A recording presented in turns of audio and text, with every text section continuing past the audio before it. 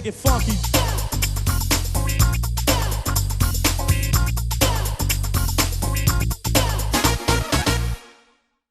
Halo, saya Firman Syahbudi Prasetyo, biasa dipanggil Firman. Saya berusia 27 tahun, saya asal dari Jogja, dan saya lulusan dari Fakultas Hukum Universitas Gadjah Mada. Karena saya di bidang persingkongan, maka sekarang gelar saya bertambah menjadi SH, ST, MSI, dan MSc. Panjang banget bukan? Tapi itu artinya dari Sarjana Hukum, Sarjana Tela, Magister Singkong, dan Magister Singkong Kres. Karena sekarang saya bergerak di bidang pola pengembangan waralaba dengan produk singkong. Saya usaha Telakres dengan dengan Telakres adalah berbahan baku singkong yang kemudian kita jual dengan konsep mengadopsi dari konsep waralaba. Yang kita jual sekarang outlet kita ada 1.200 outlet di seluruh Indonesia dengan kita ada di 120 wilayah. Mulai dari Aceh hingga Papua, terus kemudian sampai Nunukan hingga di Kupang. Meskipun dengan konsep yang sangat sederhana, Telakres ternyata mampu memberikan kontribusi yang besar untuk kewirausahaan dan juga penyerapan tenaga kerja. Kita untuk satu outlet saja ketika dijaga satu orang, ketika kita punya 1.200 orang, itu berarti sekitar 1.200-an orang terlibat di situ. Belum nanti di produksinya, minimal 5 orang lah terlibat di situ, akhirnya akan menyerap lebih dari 600-an orang di 120 kota. Dan itu merupakan suatu pencapaian yang menurut saya sangat luar biasa, dan saya ingin meningkatkan usaha tersebut menjadi lebih maksimal. Akhirnya ketika saya memilih untuk menjadi entrepreneur, karena saya merasa cocok di entrepreneur gitu. Karena terus terang aja, I like to be free. Saya ingin menjadi seorang yang bebas, tidak tergantung sama bermacam-macam peraturan dan sebagainya. Tapi pada dasarnya saya ingin membuat karakter itu sendiri, yaitu di entrepreneurship gitu. Dan untuk jadi wirausaha itu saya bilang fastabihul khairat. Jadi kita berlomba-lomba untuk melakukan kebajikan. Itu yang paling penting karena bagi saya ketika saya hidup ini bermanfaat buat saya sendiri, saya rasa saya masih sia-sia. Saya merasa menjadi entrepreneur adalah salah satu cara untuk mencapai tujuan di dunia dan di akhirat. Karena selain bermanfaat buat kita dan orang lain, kita juga bermanfaat juga bagi Allah gitu. Jadi kita istilahnya beribadah lah. Jadi bekerja untuk beribadah. Saya pernah buka warnet gitu. Di warnet itu waktu saya jalan 1 bulan warnet, kebetulan saya bertemu dengan outletnya almarhum ibu. Yang akhirnya saya merger, outletnya saya merger, terus kemudian saya akuisisi juga perlengkapan ibu. Jadi saya jualan di depan rumah sendiri waktu itu sendiri gitu, dan kemudian kalau sore hari rebutan alat dapur sama ibu saya. Wah, ini mana ini?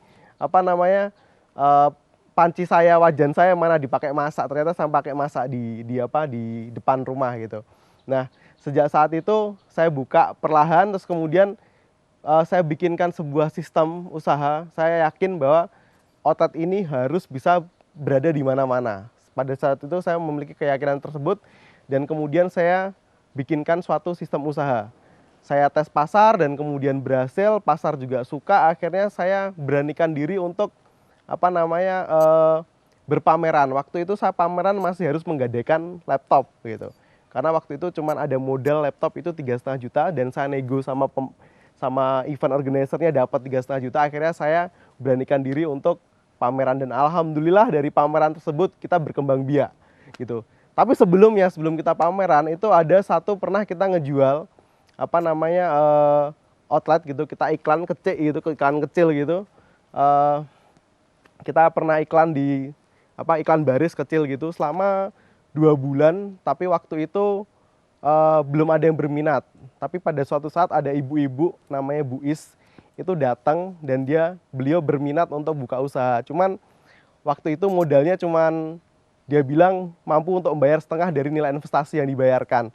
Akhirnya dengan keberanian saya yakinkan bahwa ini usaha saya sudah mulai kebuka. Akhirnya saya jual dengan harga separuh, meski waktu itu rugi. Saya antarkan sendiri outletnya, naik mobil gitu, saya antarkan. Dan alhamdulillah juga dari ibu itu, karena juga deket pasar singkong, akhirnya ada orang makan singkong tersebut dan senang. Akhirnya buka di Semarang, di kota lain. dan ternyata itu membukakan jalan saya untuk yang lebih besar gitu, dari keberanian yang membeli dengan separuh. Dan alhamdulillah setelah berjalan berkembang akhirnya warnet yang pertama kali saya bikin itu saya tutup saja. Kenapa saya tutup? Karena ternyata saya jadikan satu marketing aja dalam satu komputer ternyata sudah menghasilkan dari 23 komputer untuk saya rentalin. Jadi dari hitung-hitungan saya mending jualan telo daripada jualan rental warnet gitu. Jadi alhamdulillah sekarang warnet kita rubah jadi kantor marketing kita, dan kita alhamdulillah juga bisa berjualan dari bekas warnet kita dulu. Jadi singkong kalau di Jogja itu ada kita sebut dengan balok. Balok itu ada dua kemungkinan kalau kita makan. Kemungkinan pertama adalah baloknya yang patah, atau kemudian jadi gigi kita yang patah. Karena saking kerasnya. Itulah awal-awal kita kemudian mengkonsep namanya telakres gitu. Dulu namanya bukan telakres sebenarnya, dulu namanya homitela. Kita namain homitela karena otot itu ada di depan rumah. Ya udah namain dulu homitela gitu kan. Tapi kemudian kita membuat produk yang kemudian kita rubah dari singkong, atau kita bilang singkong goreng, atau kita bilang balok. Di Jogja namanya balok gitu kan. Kita rubah singkong itu jadi lebih renyah gitu. Dan pengalaman waktu kita trial, kita coba di depan rumah, itu ada anak yang dia bolak-balik beli terus, kemudian diberikan kepada orang tuanya. Orang tuanya nggak percaya kalau itu singkong. Ini pasti kentang nih gitu. Oh bukan, ini singkong. Sampai beberapa kali sampai kita dibawain bungkusnya baru percaya kalau ini singkong. Nah kemudian dari situ akhirnya kita cek lagi, ini kalau namanya homitela nggak ngejual nih, namanya nggak ngejual. Akhirnya kita namain telakres, dan gitu kemudian kita sudah berikan hak kekayaan intelektual, kita berikan mereknya gitu, dan kemudian kita udah daftarin, dan akhirnya nama itulah yang akhirnya kita gunakan untuk mengembangkan usaha kita dengan konsep waralaba. Balok itu singkong dipotong, digoreng gitu. Itu kalau pas dapat singkong yang keras itu keras itu. Jadi istilahnya kalau orang makan itu ya kemungkinannya dua itu. Kalau enggak singkongnya patah ya giginya patah karena keras gitu. Nah, sebenarnya yang kita lakukan ini adalah untuk memperluas pasar gitu. Jadi mulai dari anak-anak sampai orang tua itu akhirnya bisa makan gitu. Bahkan dalam suatu pameran dari anak kecil pun sampai yang simbah-simbahnya pun juga bisa makan telakres. Nah, beda kalau kita menggunakan konsep yang seperti balok tadi atau singkong goreng tadi itu. Mungkin Mbak nggak akan mungkin makan karena saking kerasnya gitu kan. Nah itu yang kita lakukan terhadap produk ini. Nah untuk lebih membuat mengena untuk dirasa, akhirnya kita juga tambahkan varian bumbunya.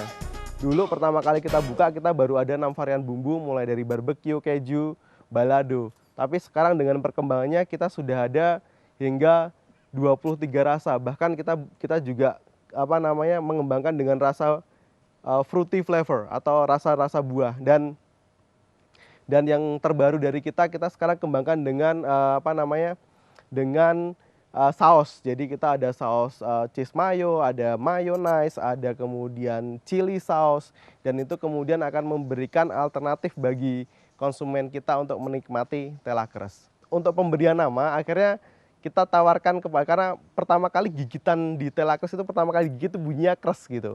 Nah, dari gigitan keras itu akhirnya kita berikan alternatif nama. Pertama kita sebut Tela CRE-SH, Tela CRE-ZZ, Tela KRE-ZZ.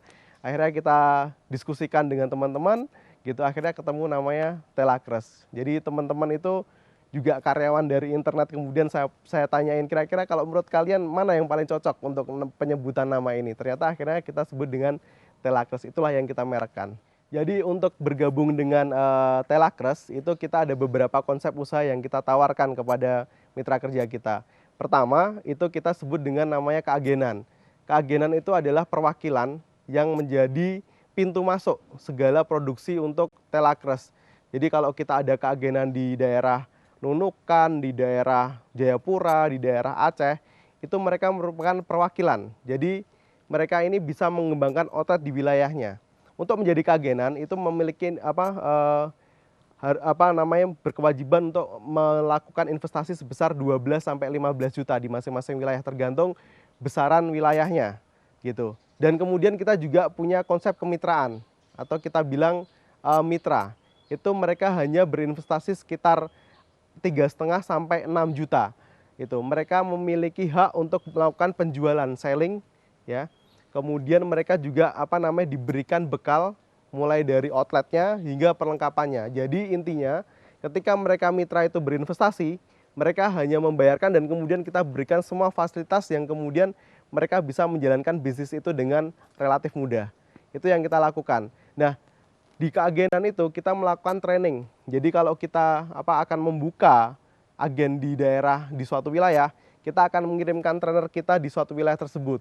Itu untuk mencapai 3 hal. Pertama, mereka akan mendapatkan standarisasi untuk proses produksi. Kemudian mereka juga akan mendapatkan standarisasi mengenai perlengkapan. Dan kemudian mereka akan mendapatkan standarisasi mengenai sumber daya manusia. Jadi kita latih ketiga hal itu supaya mereka mendapatkan standarisasi usaha yang dapat mereka kembangkan di wilayah masing-masing. Itulah yang kita sebut dengan keagenan. Jadi ketika menjadi mitra usaha itu memang untung berdasarkan omset juga. Artinya kalau mereka memiliki omset penjualan yang bagus, mereka akan mendapatkan untung juga yang lebih besar juga.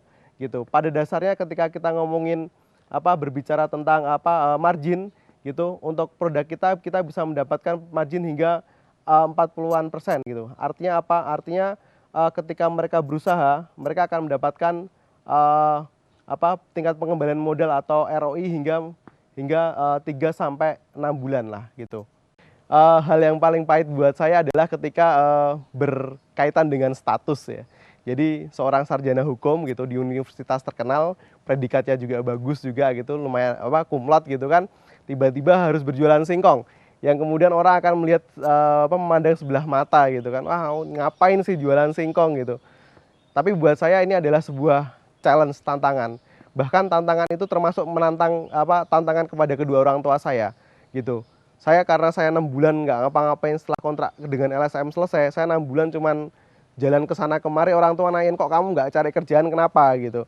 Dan saya bilang sama orang tua saya ini lagi mencari jalan hidup saya dan kemudian saya bilang bahwa saya akan menjadi entrepreneur gitu. Orang tua justru menanyakan lagi, ngapain kamu jadi entrepreneur? Karena pada dasarnya kedua orang tua saya ini berada di zona yang nyaman itu, pegawai negeri sipil semua mereka gitu. Kedua-duanya pegawai negeri gitu dan itu merupakan pertentangan bagi saya gitu. Akhirnya apalagi jualan singkong. Waktu itu waduh, itu benar-benar hal yang pahit lah di awal-awal gitu. Tapi saya yakin ini suatu saat akan besar dan alhamdulillah dengan perlahan dengan hampir 3 tahun ini kita berjalan, alhamdulillah saya bisa membuktikan kepada orang tua saya. Yang paling pahit adalah ya paling ejekan aja sebenarnya. Tapi buat saya ejekan itu adalah sebagai cambuk buat saya untuk kemudian lebih maju lagi.